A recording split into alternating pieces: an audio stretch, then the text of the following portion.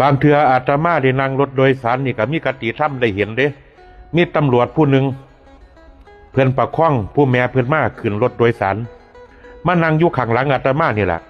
แต่ว่ายศที่ติดอยู่น้ำเสือนี่โอ้บ่ธรรมดาอาตมาก็เลยบ่สงสัยเป็นหยังหน้าที่การงานเพิ่นคือดีก็ย้อนว่าดูแล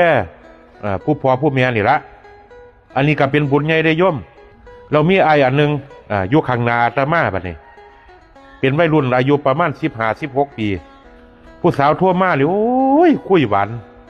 ปานน้ำเสื่อมปานน้ำเพิงคิดฮอดตัวจังสั่นคิดฮอดตัวจังซี่หัวใจของเฮาอยู่กับตัวนั่นละพุ่นเลเว้ากีบผู้สาวพอแต่บ่คันโดนผู้แม่โทรมาเสียงนี่เปลี่ยนไว้บัดที่นี่โอ้ยมันเจ้าสิโทรมาหยังก็แม่เจ้าสิมาหายากน้ำข่อยได้เถอะ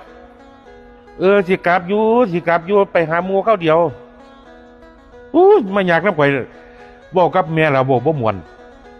อาตมาก็อยากบอกอยู่สิยกตัวอย่างไอ้ตำรวจที่นี่ อยู่ข้างหลังเพื่อนฟัง